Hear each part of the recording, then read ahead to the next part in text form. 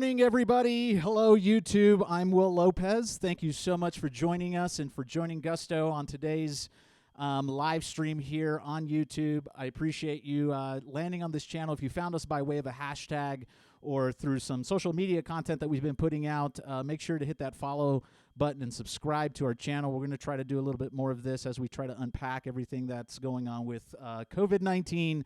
But I just want to take a quick moment to thank you. We have a really jam-packed show here today. We got a lot to cover. I see that there are a lot of comments already in the comment section down below. Appreciate all the chatting that's going on. We have some team members on my side. I want to give a big shout out to Andrea and Mohini and Riddy and Caleb. And so that my team on my side will try to scope some of these questions out, get answers to you if we can in the chat. If not, surface it to me as I go through the live stream. As we're going through the live stream, like I said, feel free to put comments, ask your questions down below. We'll try our best to get to them during the show. If we don't get to them during the show, we'll try to get to them post-show as well. So if we're getting a lot of commentary going on, that's absolutely fine. We probably won't be able to hit everything. But like I said, I'd like to take just a quick second just to say thank you to my team because we kind of put this together really, really quickly. And so I'll show a little quick video, but this is Andrea and Mohini and Caleb and team. And so I just want to say personally thank you to them for putting this together. And it's going to be a really, really good episode we're going to try to break down. So like I said, I'm Will Lopez. I am Gusto's head of the accountant community here at Gusto. So I used to own an accounting practice down in South Florida called AdvisorFi. I've been a public accountant for pretty much all my adult career. I've been in public accounting. I've been on the private side, public side, and owned a practice till about 9 months ago, 10 months ago, until I took a position with Gusto to help them with their small business owners using the platform, and then with accounting professionals also using our platform. So I personally want to thank you so much for joining us. Like I said, we have a lot to cover, so let's try to jump right into it. So this live stream is here to cover pretty much the CARES Act, right? I'm sure everybody is feeling the whiplash that's going on with the legislation, both federally and state, and then all the way down to the municipal. We're feeling it here at Gusto. We're trying our very best to position our small business owners and their teams with all the right information, and all the accountants that are joining that have joined us with all the right information. So if you're here on this live stream and you're like, what in the world did just happened to me from the federal government literally about 8, 9, maybe 10 days ago? Well, I'm here to unpack all of that for you and for you only. So we're going to try to break this down in a very methodical, logical way. Okay, and pretty much I want, when I used to own my practice, it's about just trying my best to simplify a lot of the complexity and try to take a lot of the language that's going on out there and try to make it a little bit more relatable. So there's really 4 areas or 3 main areas within the CARES Act that's going on here. And so here's what we're going to try to unpack in this live stream here. So what we're going to cover are the SMB loans and grants. So this is basically all the relief for businesses, right? So all the relief that that the federal government has done through the CARES Act, like the PPP or the Paycheck Protection Program that launched on Friday for people to submit their applications to, the window that's opening up for sole proprietors and contractors this Friday, and everything in between. And then we're going to get into the relief for individuals. So obviously we're all individuals, right? Individuals own businesses. And so this is the relief specific to individuals. So whether you're an employee of a company that's been affected by coronavirus or you're the owner itself of that business, this area applies to both sides of that equation. We're going to talk about how to apply for the relief that's going on, just like the PPP, and then we're going to talk about how Gusto can help with this because our company has actually, and I'm proud to say it, has been kind of leading the front with trying to provide small business owners and accountants and business owners in general everything that they need to collapse the learning curve that's happening to really minimize the whiplash effect that's going on with the legislation. All right, so let's keep going. Let's see here. Let's go to slide 4. Oh, sorry. There we go. So let's jump right into SMB loans and grants, and we can talk through that. I just want to give a quick shout out to everybody who's actually looks like they're chatting in there. Thank you so much. Continue with your questions, and we'll try to get to it as quickly as we can. I apologize if I'm talking a little fast. It's we have a lot to cover, so I'm just going to try to do my best to get in front of everything. Okay, so what is the CARES Act? So the CARES Act is legislation that was passed through Congress and obviously landed on the president's desk and signed into law. And so it basically breaks down as the Coronavirus Aid, Relief, and Economic Security Act. So it's basically the second major piece of the legislation enacted because of the coronavirus outbreak, probably the biggest legislation that has passed probably in the last 50 years that we just saw happen literally 10 days ago, roughly. And so what's inside of it? Basically about $2 trillion of economic relief to families and businesses, becoming the largest, obviously, stimulus act in the country. And so the hope of this act, as we're seeing it unfold, is obviously to get money into people's hands and money into businesses' hands as quickly as possible as the federal government can allow, right? And so, the goal here with trying to apply for relief both individually and as a business is trying to collapse the window of money that you need in order to pay the bills. So in particular, like the PPP, which we'll unpack, is trying to help with salaries and wages, for the next 8 weeks of payroll and stuff like that. So the purpose of the act really is just to shove a bunch of money into the hands of both individuals and businesses in order to really offset, obviously, the stay-at-home that's happening state by state, the federal mandate and CDC of social distancing and all the things that we need to do to make sure that we keep each other safe and well as a society. So the second piece in here, which is relevant to right now, is the Paycheck Protection Program. And if you're not familiar with the PPP, at Gusto, we've basically been living in land of PPP since Friday or Wednesday of last week. But it's basically a new SBA loan program enacted by the CARES Act. So it's inside the act. So part of that $2 trillion, there's a piece of it, and it's a PPP.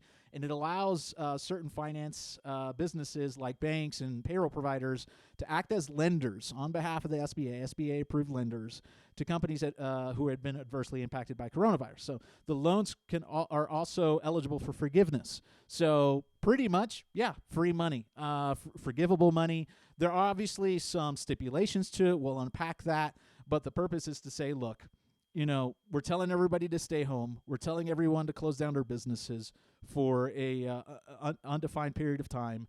And that obviously has impacted a lot of industries drastically, right? Restaurant industries, pretty much everyone. And so, there's no need to be throwing too much barrier to entry as far as trying to receive relief. So that's why the forgivable piece is there for your business. So let's dive into the PPP because that's pretty much what's kind of hot and heavy at the moment. Like I said, on Friday, the window opened for businesses to apply for the PPP. This Friday, the window opens, I believe, for sole proprietors and for contractors, and hoping for more guidance around that as far as what banks will be requesting regarding that from sole props and individuals that are contractors. So here's what it could be used for, the PPP. So for payroll costs, obviously, interest on debts, health insurance premiums, and some other items. There are a laundry list of other items, but these are the top 4 or the top 3 that really should come to mind for you. And so there are maximums to the loans that you'll get. And so pretty much here's what it is. It's 2.5 times the average monthly payroll cost. As of last night, the SBA released more guidance around the PPP, and at Gusto, we have updated our reports, and we'll be updating those here. And you should see them in the next, hopefully, couple hours for those who are Gusto users. And but there's the max of this, obviously, so it's 2.5 times payroll costs, all the way up to $10 million. So if you're a business, S Corp, C Corp, et cetera, partnership, on and on and on. With the exception of sole proprietors and contractors, you can get 2.5 times the average payroll monthly cost, which there's a formula in the PPP, which is 2-page application, all the way up to $10 million. And so the timing of this is, they call it the covered period of trying to get relief for coronavirus, is between February 15th, 2020, all the way up to June 30th. So that's your window. And it's basically good for, like I said, business owners with fewer than 500 employees who need between $100,000 and up to $10 million and aren't on a short timeline. And so I realize that, the CARES Act is 884 pages long, which we read and I read, and there are a lot of details. So what we're trying to do is just summarize it. So short timeline, you're going to have to look this up. We'll try to give you some information down in the comments below.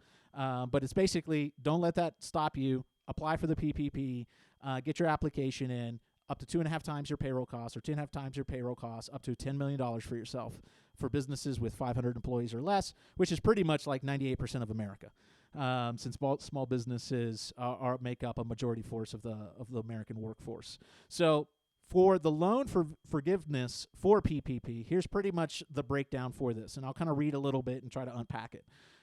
So under the CARES Act, the Paycheck Protection loans are eligible for forgiveness. So you can get this money and not be worried about paying it back.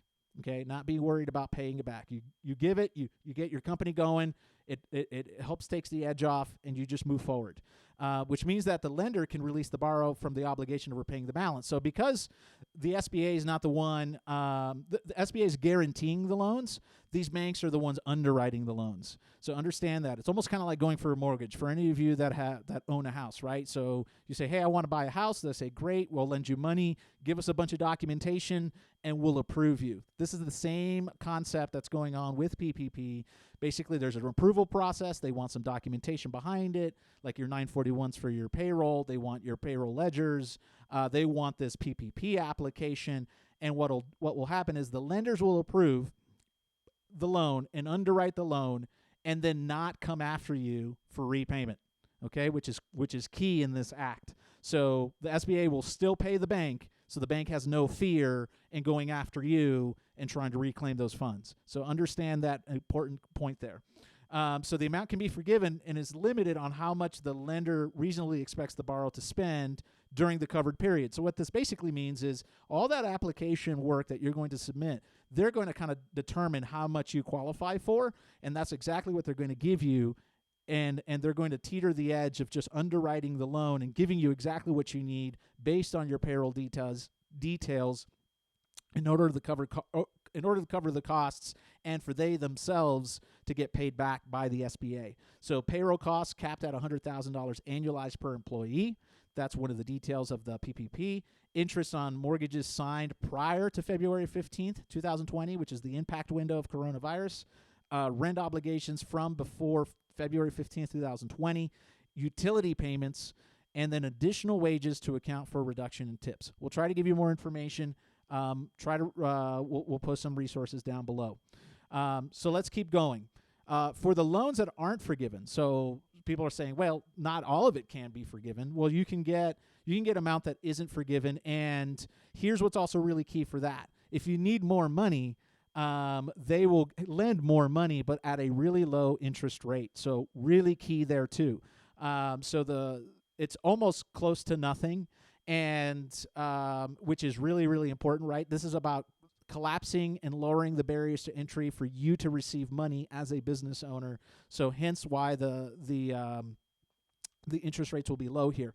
But for the loans that aren't forgiven, they will have a fixed interest rate of 0.5%, so 0.5%, and the lenders cannot charge or request the following: a guaranteed fee, a yearly fee, a prepayment penalty, or personal guarantee or collateral.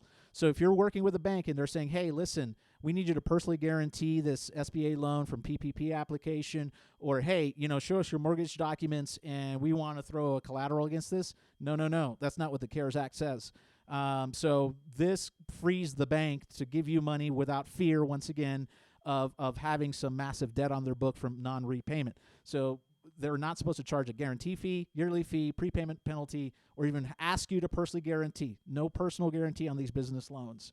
And then lenders have to provide payment deferment for at least 6 months, but not more than 1 year, for borrowers who were either A, in operation as of February 15, 2020, B, approved or pending approval for the SBA loan within that window, and then adversely affected by COVID-19, which pretty much, once again, is everybody.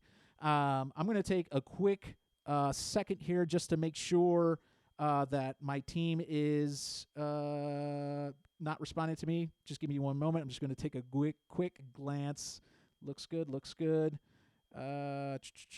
Yep, we're on pace. once again, I just want to thank you real quick for joining us. We're going through the SMB loans aspect and relief of the CARES Act. So as we continue, so that's the PPP side of the world, which is going on right now. There's also the EIDL, the Economic Injury Disaster Loan relief that's in here. So I know a lot of accountants out there that are saying, hey, listen, everybody's forgetting about the EIDL. No one's forgetting about it. It's just, this is the way the news media and the cycle is going on right now. It's just like, what's next? It's PPP. What's after that? And so let me give you a little breakdown of the EIDL. So the EIDL basically are low-interest loans provided by the SBA to help borrowers recover the declared disaster. So very similar to the non-forgivable portion of the PPP, right? So this is just direct loans that have no forgiveness to them in order for you to get more money to help offset coronavirus, right? So you have this PPP, you have the EIDL that you can try to go get funding for and get that. So currently small business owners in all 50 states are eligible to apply for the EIDL because of the crisis that's going on. And the CARES Act waives many of the requirements and additional changes to the EIDL terms. So as we actually unpack that a little bit more, what's inside of that? Okay, so this is what's inside of it. So it can be used for things like sick leave. Let me stop right there. I owned an accounting practice for a long time and dealt with a lot of business owners as clients of ours.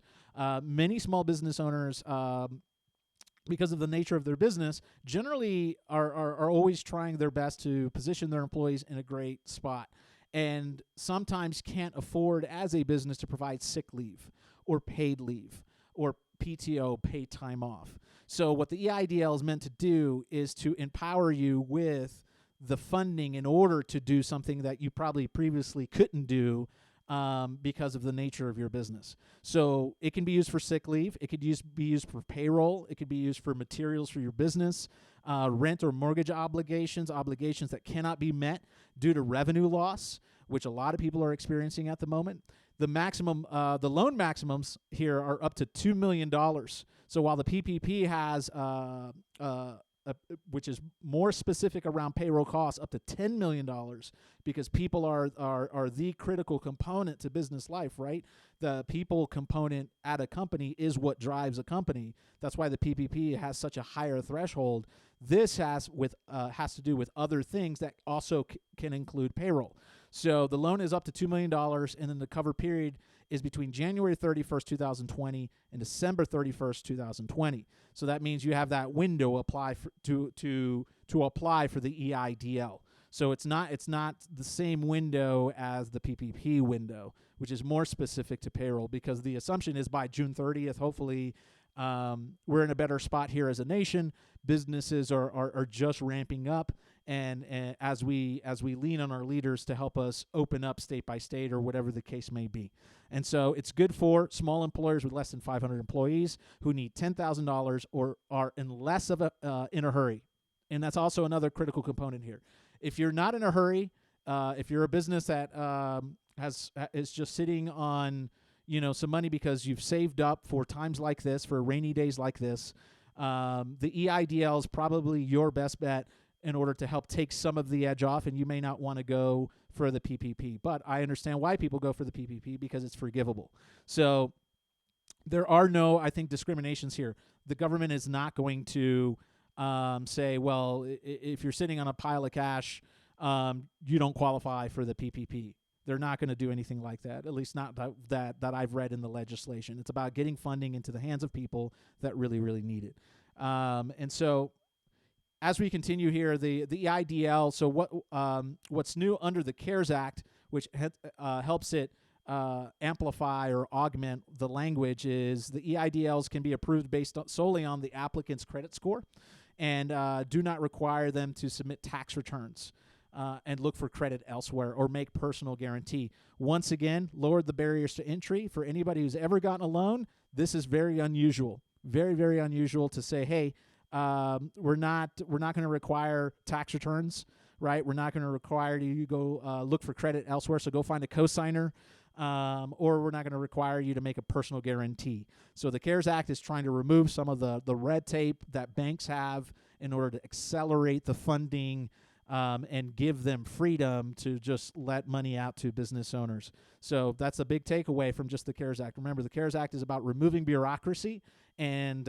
eliminating some of the risk factors of receiving funding that banks generally have to deal with under the underwriting process, and then get money in your hands very, very quickly.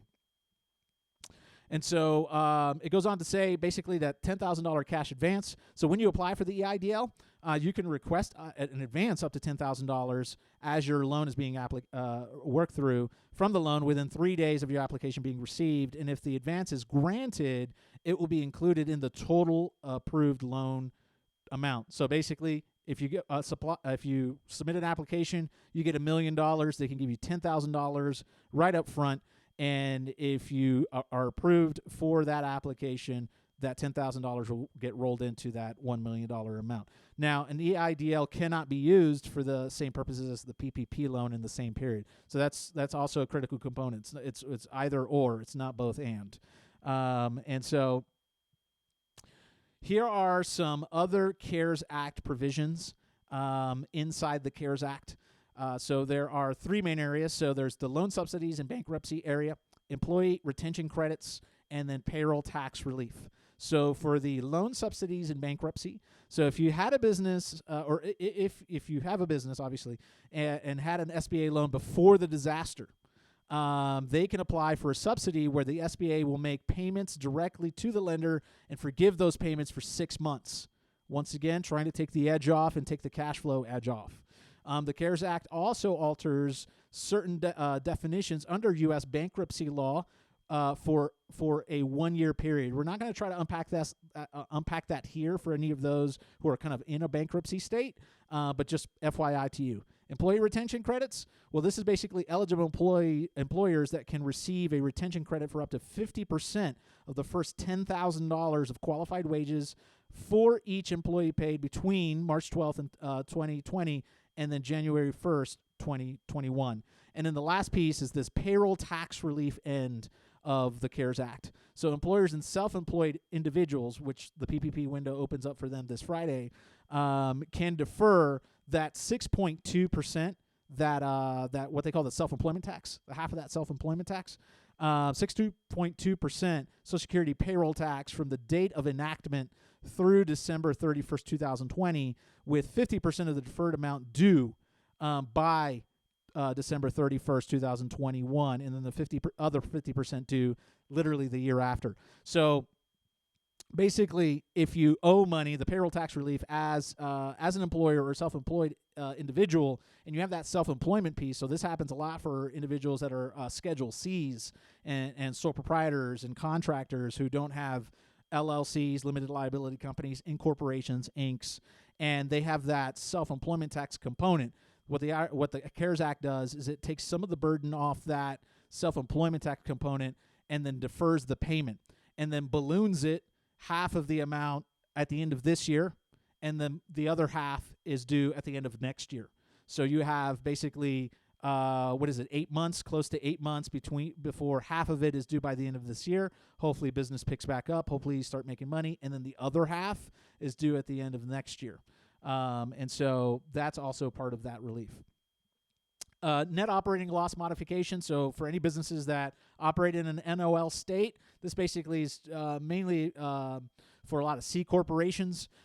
This basically, the CARES Act just goes on to say that that it repeals the limitation temporarily. So the tax reform and the Tax Cut and Jobs Act, or also known as the Trump reform or the Trump Act, the losses in that act occurring in a tax year after December 31st, 2017 were limited to 80% of the taxable income. So they lift this, and basically 100% of it is now applicable for just a temporary amount of time.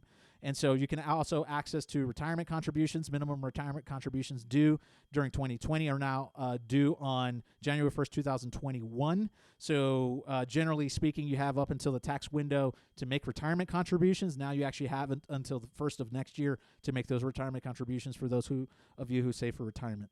The FFCRA clarification, so the CARES Act also clarifies the Family First CRA Act leave ends when an employer has paid the 80 hours or when the employee returns to work after taking the paid leave, whichever comes first.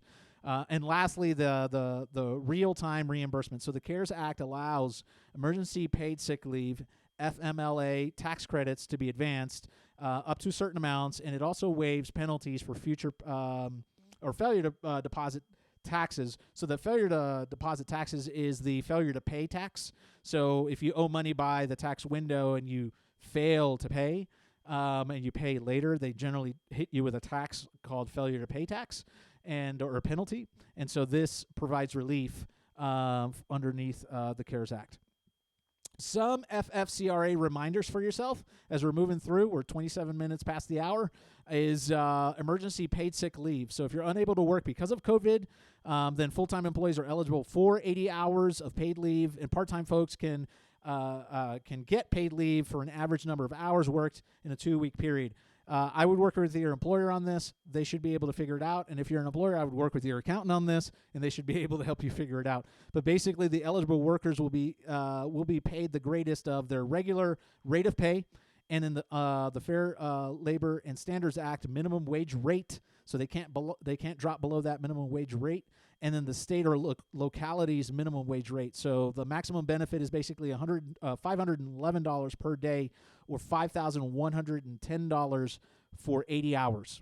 And so that's the window. And then the FMLA extension basically says that 2/3 of the regular pay you can be compensated for paid leave because of, let's say, public health emergencies when the employee is unable to work because of, let's say, due to school or child care facilities closures, which I'm sure a lot of us, with children, have all our daycares and the schools closed, right? All the kids are at home. I'm sure many of you are not enjoying that. But I have 2 boys, by the way. And so, but you can get 2/3 of your regular pay and up to $200 per day, or an aggregate of $10,000 in 50 days. So realize that the CARES Act is trying its best to really flank both employers with everything they need, from immediate funds to long-term funds to payroll tax at the edges, taking off those obligations, and then on an individual level provide relief from experiences, personal experiences like kids staying at home, schools closing, work being shut down, stay-at-home mandates. And so the CARES Act is trying to be very, very comprehensive on that fact. So I'm going to stop right here. If you're new to this live feed, thank you so much for joining us. We're Gusto. We're a payroll company based out of San Francisco. You can visit us at gusto.com. We're in the second section of the CARES Act Unpacking, or the complete guide to the CARES Act Unpack. Want to say thanks for joining us. If you're new to our channel, we're going to try to do a little bit more of this live for everyone, for all to join. Just kind of hit that subscribe button, hit the follow button, and we'll try to do more live feeds like this for everyone as we unpack everything. I'm going to take a quick moment to look at some questions here that my team has surfaced. Amanda Evans, she says, how is Gusto handling the payroll tax relief?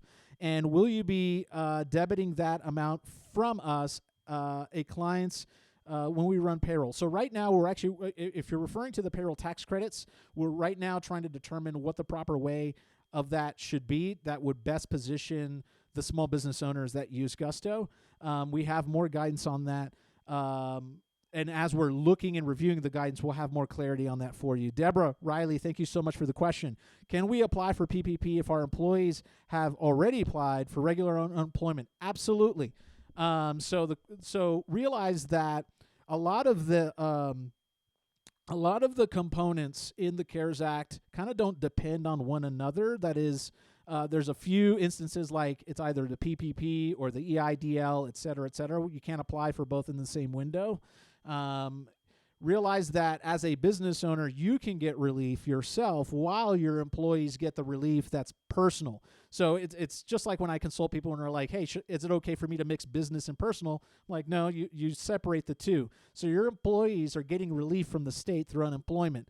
They'll also get relief from tax credits. They'll also get relief from the IRS. They'll also get relief from everything that has anything to do with their personal tax situation, single, married filing jointly. As a business owner, you also get relief, and your relief is not contingent on their relief, and their relief is not contingent on yours. So that's a big key component to the CARES Act. Brett Barry, thank you so much for your question. Are payroll taxes included in payroll costs for PPP, and if so, which ones? Great question. If I can have one of my team members actually drop in our help center, payroll costs. The guidance was released last night. Literally, I was up till like midnight, reading through the latest guidance on the legislation, which is always exciting. And so basically, it's gross wages plus without the employer's portion of federal income tax, federal Social Security tax, and federal Medicare tax. So gross wages basically means an employee's wage, and that includes the federal income tax that you withhold from their paycheck and send on their behalf, the Social Security and Medicare taxes, so on and so forth. So we'll try to provide you the formula of what this is. Let me continue going on here. Deborah Riley, what exactly should salon owners apply for that will be forgiven? Great question. Probably don't have time to actually unpack that at the moment, but basically within the PPP, it's not really contingent on what industry you're in. It's just that you apply for it and you submit the proper documentation that can help cover payroll costs. And then lastly, Sue Bell, do I apply as an LLC for a sole prop or a sole prop? My accountant said sole. I'm unclear. I'm an LLC. Okay, so that's more of a tax question. We could try. I think if you look at Gusto's YouTube channel, we actually have a video on the difference between an LLC and a sole prop. And so, for the CARES Act is actually not really talking about this specific element of relief. But I would either advise your accountant to figure that out, or you can see some of the resources that we have internally. Okay. So let's keep moving along. So let's unpack some of the individual relief. So this is for both employees that work for a business, let me state that, and for individuals who own businesses. So this is for both of you. So if you own a business who was it? Deborah. To Deborah. Where let's say you own the business and you're like, hey, is it okay for my employees to go for unemployment? And for me to apply for PPP, some of the stuff here in the individual relief will also apply to you as well, Deborah. So not only will your business get relief, but there are certain things that you can also get relief for yourself because you're an individual and you have individual relief and individual personal responsibilities. So let's unpack the CARES relief programs for workers and individuals. Okay, so the recovery rebates. The refundable tax, recoverable rebates are basically, for lack of a better term, kind of like tax credits. So for those who kind of don't have a bearing on what tax credits are, if you have children, you know how you get like the $2,000 tax credit per child if you qualify for it. Sometimes you'll buy equipment for your home, like solar roof panels and stuff like that, and you'll get a tax credit. So those are tax credits that the government just gives you for doing things. So the recovery rebates are basically refundable tax credits. And individuals other than non-residents and individuals claimed as a dependents who earn $75,000 or less are eligible for a one-time refundable federal income tax credit. So the tax credit amounts are basically this: $1,200 for individuals. So if you're single filer and that's your tax return, you get $1,200. $2,400 for individuals filing jointly on a tax return. And then if you have children, for either, if you're head of household or married filing jointly, you'll get an additional $500 for each eligible dependent. So that's the refundable tax credit. So this is for both the employee of a business and the owner of a business. Okay? Let's keep moving on. Unemployment insurance, to your question, Deborah. So there is now in the CARES Act the pandemic unemployment assistance. So generally speaking, states offer unemployment insurance. Federal government generally has never. And so with the CARES Act, what's going to happen is the two are going to join forces, and they're going to basically provide big relief for individuals around the unemployment area. So the pandemic unemployment assistance, basically individuals who are not eligible or have exhausted other state or federal unemployment programs can also get the following coverage. So individual assistance between January 27th, 2020 and December 31st, 2020, up to a total of 39 weeks of unemployment assistance. Funds equal to the state's authorized weekly benefit amount. So depending on the state that you reside in, so I reside in the state of Colorado, so whatever Colorado mandates to me, that the state authorizes as far as my what I'm entitled to in my state, and no less than the federal pandemic unemployment compensation. So if the state unemployment assistance is less than the federal mandate, they got to bump it up to the federal mandate. And the state is okay to do that and doesn't absorb the risk of doing that because the government will guarantee that behavior and that unemployment assistance. And there are no waiting periods. I know some people would balk at that. So I know we're all waiting for stuff. So note that this coverage doesn't extend to folks who can telecommute and are receiving paid sick leave. So big note there.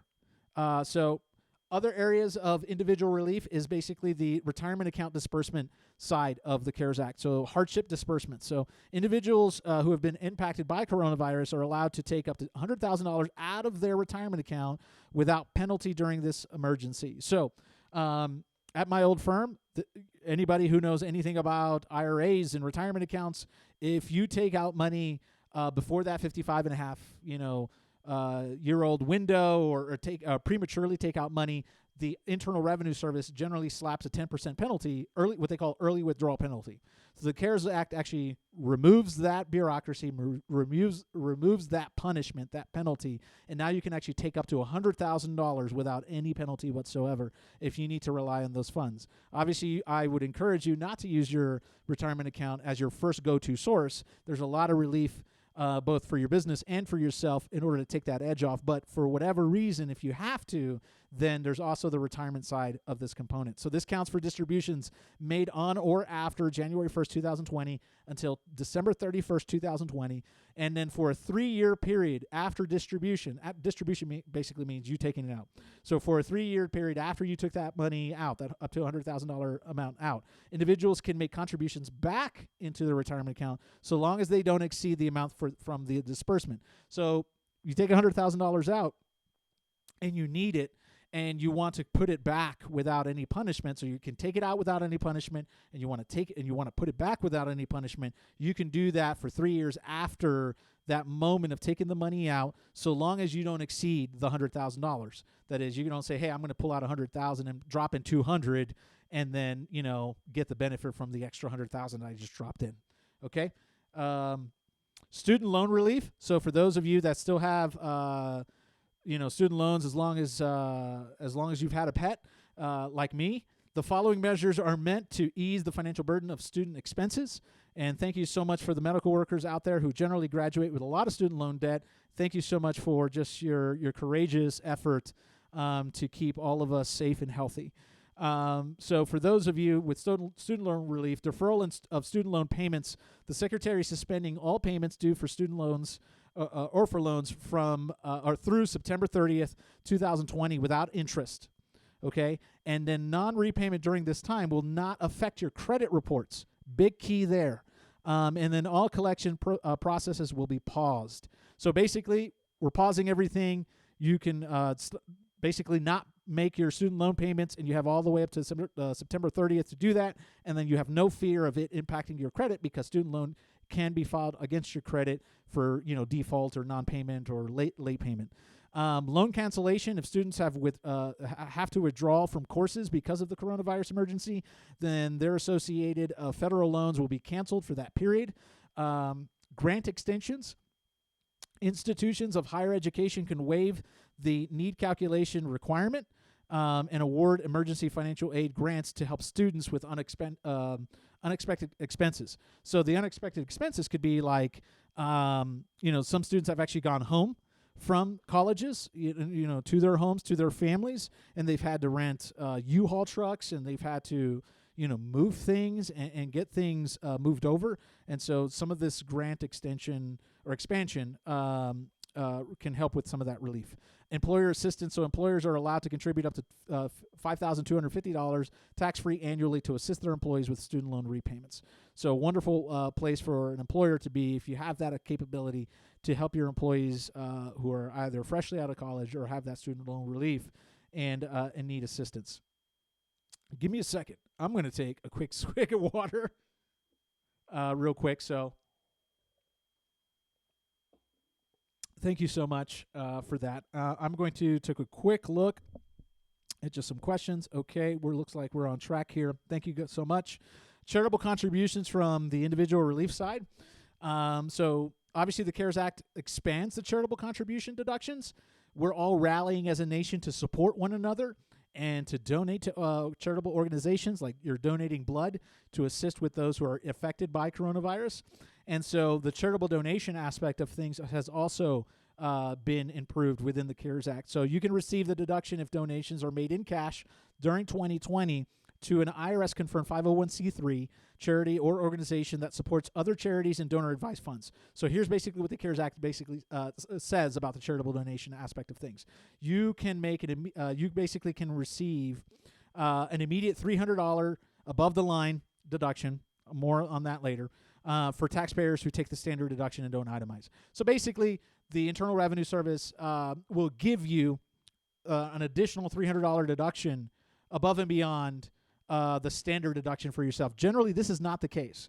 So it's either the standard deduction or itemized. And inside the itemized, you can kind of get the benefit of charitable donations up to the limit of the standard deduction. But in the standard deduction land of the world, you don't get charitable donations as a deduction plus the standard deduction. The CARES Act actually stacks this on top. It's not much, but it's $300, assuming that you're doing your part here as a faithful citizen and you're donating money. But they'll give you a $300 above-the-line deduction on top of the standard deduction if you're not itemizing.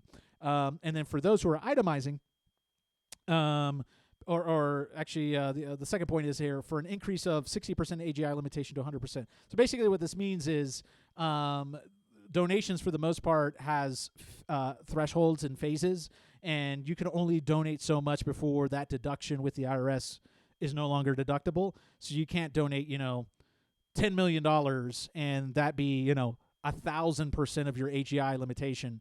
They're going to say, nope, the cap is 60%. So they've waived that, and now it's 100% of your AGI for qualified contribution. So if your AGI is $200,000 and you donate $200,000, you can qualify for that deduction up to that $200,000 cap. So an increase of the 10% taxable income limitation for corporations, so for businesses, to 25% of the taxable income. So as a business, if you're donating money to charity, generally you have that 10% taxable income limitation. So if your taxable income is $100,000 and you donate $10,000, that's the cap. You can't donate more than that before your business doesn't get a benefit from it. They've increased that from 10% or $10,000 to $25,000. So now you can donate more and still get that benefit as a business. So that way, as we help each other as a nation, an increase of the charitable deduction for C corporations from 50% or 15% of their corporate income to 25%. Same idea. So for C corporations, if you're donating money, your corporate income is $1 million. You want to donate $100,000. Well, now you can donate $250,000 and still get that benefit. All right, third section, how to apply. 45 minutes past the hour. Thanks for hanging in there with us.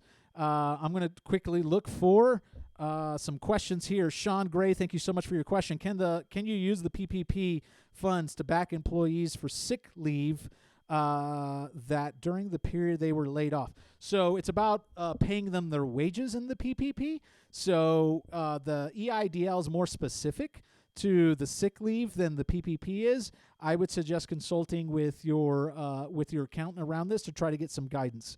That's all I could probably do for right now. Holly, thank you so much. Will Gusto be rolling out payroll capability to limit employee pay to that capped amount. Yes, we will assist with that. As we learn more, we'll try to unpack that. We're kind of like with everybody else. We're building as we're learning, and we're building the plane as we fly it. John, thank you so much for your question. Can workers' compensation premiums be included in the payroll costs? We'll try to post more information in here. No is the question. If you're referring to the PPP application, workers' comp premiums are not included in that. If you actually want a comprehensive list, I could tell you exactly what's not in there real quick. If you give me 1 second. Here's what's not in there in the PPP. You should not consider contractor or vendor payments, expense reimbursements, owner's draws, any admin fees to payroll companies, workers' compensation fees, fringe benefits, perks, imputed income, ancillary benefits like short-term disability, long-term disability, and EPLI. So no to your question there, and hopefully that helps clear things up for you, John. That looks good. Let's keep moving along. Thank you so much. I'm going to jump into the how to apply section of the PPP and the EIDL application breakdown. If you're new to Gusto's YouTube channel, hit the follow button, subscribe. We're going to try to do a little bit more of this for everyone as we learn ourselves and we start unpacking it and start doing, updates at Gusto. But yes, hit that follow button, hit subscribe, hit the bell, and then that'll notify you when we queue up another live session as we unpack things around coronavirus. So here's how you apply for the Paycheck Protection Program that just opened Friday. Okay, so for what happened Friday, there's basically a 2-page application, but there's a lot of stuff behind that 2-page application that banks need. So the SBA basically allows lenders to start accepting applications. I know we are very aware that there are certain banks that are not accepting applications. There are certain banks that have hit their cap that say, hey, that's it. We can't accept any more applications. But for the most part, SBA says, hey, banks, SBA-approved lenders, start accepting applications and from most entities on Friday. So that's the Friday that just passed. For contractors and self-employed individuals, they can start applying this Friday. That's April 10th. And so basically what you need to do is you can apply. The first step that I would do is go straight to your bank that you're banking with. Don't go anywhere first. So go to your bank. So if you bank with Chase Bank, you bank with Wells Fargo, Bank of America, TD Bank, Ameritrade, et cetera, go to them first and see what they need as far as documentation. Like I said, it's like going for a mortgage, except with a lot of the heavier red tape. They have a underwriting process, and they have a process of documentation that they need from you. You need to go to them and ask, what do you need from me above and beyond the 2-page application? They'll say, we will need 941s, we'll need this, we'll need that, and we'll need the calculations for that monthly average and the caps that meet the caps according to the CARES Act. So you can go right to your SBA-approved lender or any other non-traditional lender that is participating in the program as a secondary option. That's our recommendation. Go to your bank first. If you bank with Wells Fargo, they just closed the window. They're not accepting anything else. Then I would go immediately to your secondary option. And at Gusto, we're trying to provide those secondary options for you to help you collapse those learning curves. And perhaps some of my team members can drop that down in the comments below. So other regulated lenders will be available to make these loans once they are approved and enrolled in the program. So we'll post down right now in the comments below. So I would check out the live list of banks and lenders that are currently accepting PPP applications. So Dre, Mohini, Riddy, if you can post down in the comments below the live list that we're keeping what we call evergreen or constantly updated, you'll see who's accepting, who's not accepting, and as your secondary option. Once again, recommendation, go to your bank first and apply there first. If the bank is not accepting applications, or if the bank has stopped accepting application, go immediately to the live list, see who the secondary option is in place, and go that route, because this is all about speed, and it's not about really waiting for your bank to open up windows or not. If they're not accepting, you move on. If they close the windows, you move on. So how to apply for the PPP loan forgiveness. So in the application, that documentation, so you must document basically these 3 components: the number of full-time employees that you have, right, and their pay rates for the look-back period, which includes the payroll tax filings with the IRS, right? Form 941s. Some banks may ask for payroll journals, et cetera, et cetera. 944s for those annual one-time filers, the small businesses. State income payroll and unemployment insurance filings. The second area is basically proof of payment, including canceled checks, receipts, other documentation that varies payments for mortgage and lease obligations, as well as utility payments. Once again, unfortunately, there's not a cohesive underwriting process across all banks. Every bank is kind of trying to is asking for certain things. There are cohesive experiences across a lot of banks, but just FYI, not every bank is going to be the same experience across the board, is what I'm hearing.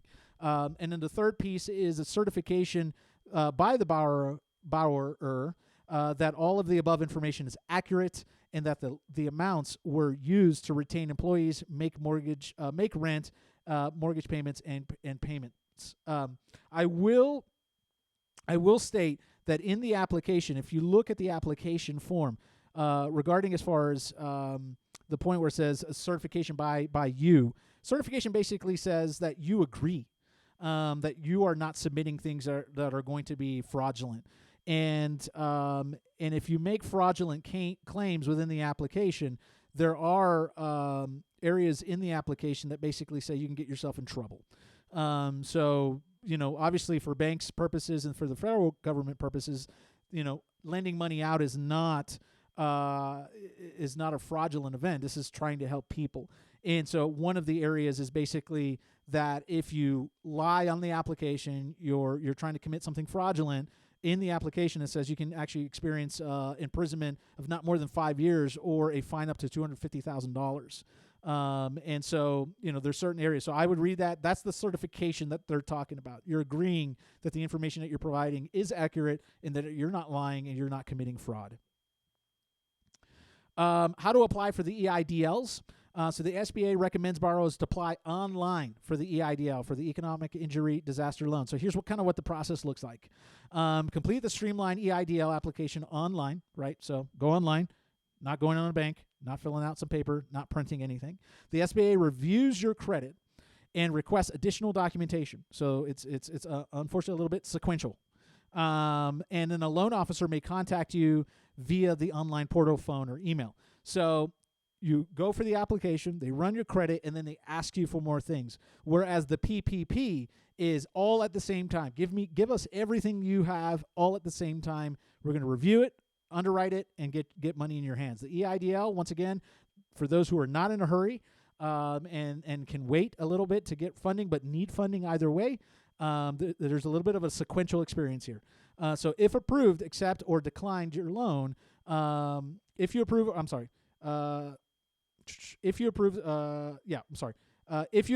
you receive initial disbursement within 5 days of signing. So that's up to $10,000 if you're approved right away. The $10,000, I think, the first 3 days. If you're approved right away, you'll get that amount that you're asking for, hopefully within 5 days of signing. And then the repayments start 11 months later.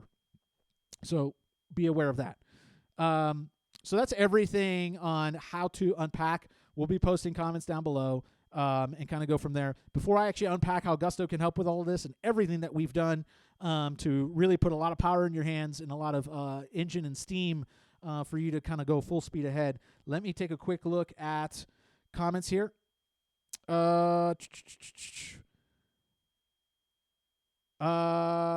Jedediah, thank you so much for your question. What's a summary of the SBA changes to guidance released last night? Great question. Basically, the summary was, there's for at Gusto, the summary basically was you can't add employer taxes to it. End of story. For the gross wages. So you can't say, hey, gross wages for my employees plus the stuff I have to match, Social Security, plus the stuff I have to match for Medicare, plus FUTA, federal unemployment tax, so on and so forth. That's kind of like the biggest piece, I think, in that, because that was the most confusing part out of the whole thing. Let me keep going here. Jen, thank you so much for your story. Has the look-back period been defined yet? I keep reading it. It is changing. Yes, the look-back period has been defined. I think it's in the disclosures of the guidance that happened last night. And then to your question here, latter end of the question, will all federal taxes be forgiven? I read in Forbes that certain Fed taxes are not forgivable. So I would love to say that federal taxes are all forgiven, right? Because then we could just be like, wow, we don't owe the government or the IRS money. I don't think that's the case. I don't know what piece you're referring to. What's happening is federal taxes have been deferred. That's the difference. It's not been forgiven. It's been deferred. Basically, if you owe us money, Uncle Sam will come calling later is the TLDR, right? That's the summary. So no, federal taxes have not been forgiven. It's been deferred. So you have time to pay it. One of them being is they extended the tax deadline, the April 15th deadline, which is in 7 days or 8 days, to July 15th, 90 days. So if you owe money in 8 days because you did your tax return or your accountant did your tax return, and that amount that you owe, you don't have to pay it on April 15th. You can pay that all the way up to July 15th. So I'll make sure that my team posts a blog that we did that actually breaks down that federal deferment of taxes. Let me keep going here. Melissa, thank you so much for your question. Are payments to subcontractors included in payroll costs for PPP purposes? No, they are not. So contractor and vendor payments are not included, and that's to John's point of owner draws or workers' compensation piece. So contractor and vendor payments should not be included in your PPP calculation. Let's see here. Holly, thank you so much. What is the best recommendation for those of us who do not have employees or are operating as a single salon studio renter? So the best suggestion would probably be to go for the EIDL, because the EIDL is not really contingent on the employee aspect of things. So the PPP is for those with employees that have been affected greatly by the stay-at-home order, by the the closing of restaurants and the social distancing and all that kind of stuff.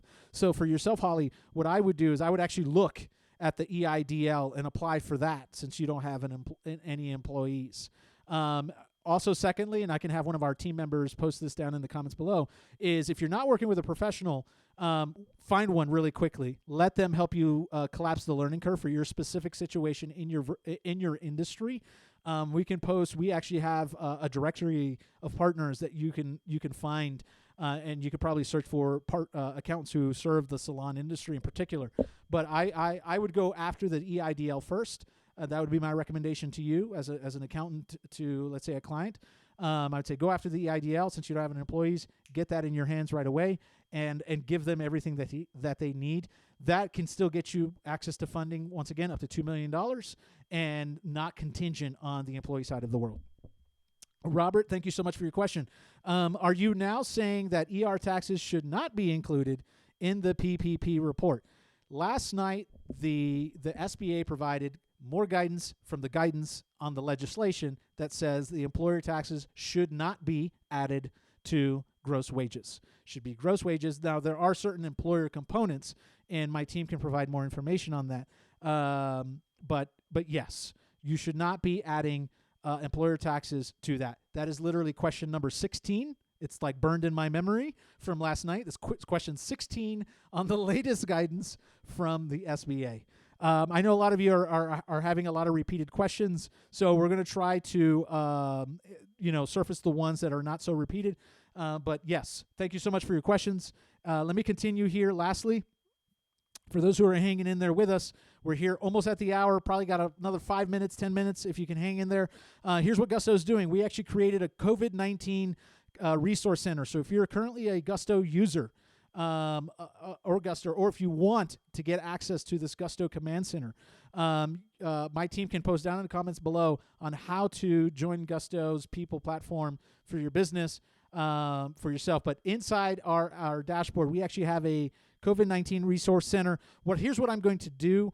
I'm going to show you a quick video that's 40 seconds long that kind of unpacks this, but it's kind of from an accountant perspective. But you'll see the Resource Center and how it works. Hi, Will here with Gusto. At Gusto, we're working quickly to provide reliable, up-to-date information as you and your small business clients navigate COVID-19. We just launched a new section in the Partner Dashboard to connect you with the resources you need to support your clients and their employees. Next time you log into Gusto, you'll get a notification about the Resource Center. After watching Penny walk across the screen in her delightful spring attire, you'll see that we've listed helpful new resources for your firm, like all the cloud tools you need to keep your accounting practice running from home. Further down the page, we've rounded up available state and local resources. We know that the amount of information out there is overwhelming, so we've built in a feature allowing you to easily limit results to those most applicable to you and your clients. For example, if you select California, you'll see information on the extended tax deadline and SBA funding and loan programs. As a trusted advisor, you play a key role for your clients during this stressful time. We hope you find these resources helpful and actionable as you navigate uncharted territory. So that's our Resource Center for accounting professionals in our dashboard. And same thing for the employee side. You have a similar Resource Center where you can try to get access to all the information. At Gusto as well, because we're a people platform and we believe small businesses are essential. And we believe the relationship between a small business and the accounting professional is essential and helps fuel the economy. We have also provided account pausing and deferred payments. So inside Gusto, basically, the account pause feature, small business owners who are not processing payroll during this period but still plan to use Gusto throughout the year can pause their account to receive 100% discount for the months of March and April while they figure things out, while Gusto does its amazing thing of keeping the compliance engine running, right? We'll still follow your forms. We'll still do what we do best, but you don't have to have that financial impact. For deferred payments, customers can contribute to or can continue to pay employees while deferring Gusto invoices through May, effectively freeing up cash flow to operate the business. Same thing. You can postpone payments. We keep that amazing people platform component, compliance component, making sure that you're staying compliant with all the federal and state mandates when it comes to filing payroll documents on the business on your behalf, but takes the edge off in the moment. Employee dismissal page. Here's a new feature that we rolled out. The employee dismissal page now shows users the latest guidance for SMBs on navigating COVID-related layoff decisions, and especially what financial assistance they can get from local, state, and federal governments. The emergency paid sick leave and FMLA support. We have a feature around this. Basically, employers will now be able to pay employees for emergency paid sick leave and the FMLA. We'll give you guidance around that. So I think somebody asked a question on that earlier. Receive a real-time tax credit for wages paid and emergency paid sick leave and FMLA. We'll give you guidance around all that. Let's see what else here. And then lastly, which is really important, I personally, I'm very, very proud to be working with the team here at Gusto to give to kind of help lead the industry on what a PPP report should look like, what it looks like to partner with a resource, and what it looks like for a business owner to really rely on a payroll company like Gusto in helping their business. But we have a PPP tool report here, and our reporting tool allows you, your small business owners, and accountants to download payroll reports to help streamline the PPP application process. So the tool is now updated to give users the option ignore this now, of actually pulling the gross wage reports. This actually be changed because the guidance released last night. So just ignore this. The PPP tool will be accurate according to the guidance last night, and you don't have to include or exclude anything. It'll be gross wages. It'll be everything that you need on top in order to do that well. I'm actually going to show you a quick video of what the PPP tool looks like inside Gusto's product, so that way you have a good understanding of what it is and really what you should be expecting from a payroll provider that you're using for your business. Hi, it's Will here from Gusto. At Gusto, we're working quickly to provide reliable, up-to-date information to help your small business navigate the Paycheck Protection Program. We just launched new resources that will help support your company and team. Next time you log into Gusto, you'll see a notification that we've added new COVID-19 resources specific to the Paycheck Protection Program loan application. Clicking into the Resource Center, check out the new tile for getting the Paycheck Protection Program report. What we've done here is pretty cool. We've used your company's historical payroll data to surface the exact amount your business can apply for. You'll see a list of instructions on what to do next, including talking to your bank to understand if they're participating in the Paycheck Protection Program, downloading your payroll data, which you'll need for the loan application, and finally applying through your bank. If you want additional detail, keep reading down the page. We believe small businesses are essential, and you play a key role for your team during this stressful time. We hope you find these resources helpful and actionable in getting your business the relief it needs. Stay safe, stay informed. We're here to help. So that's what it looks like. Let's dive into some questions here. I know we're 5 minutes past the hour. Thank you so much for hanging in there. Real quick before I start answering some questions, if you want more information and you're not a Gusto customer or a partner and you're like, wow, what is Gusto doing that my payroll company is not doing?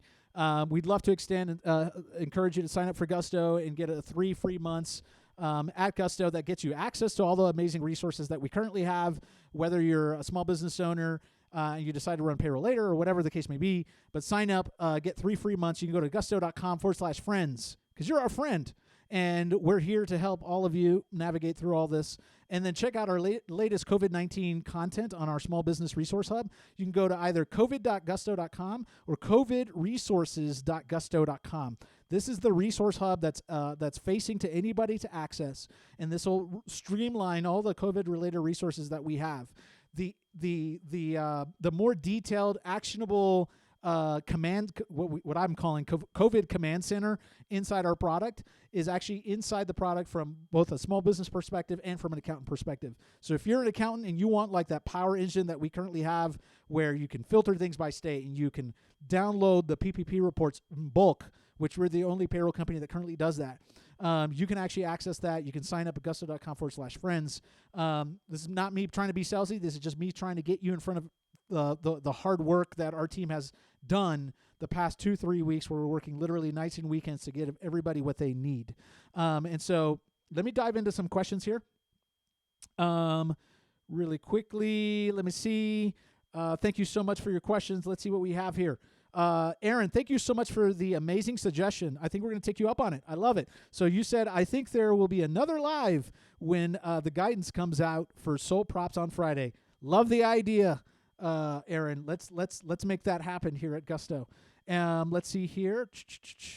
We're looking at some more questions. If you have any questions, let me take a look at the YouTube live stream. Give me 1 second. See what questions are here. What if you don't have employees but do have contractors? Great question. That's from F1 Consulting. If you're looking for relief, the contractor side is I would go for the EIDL once again.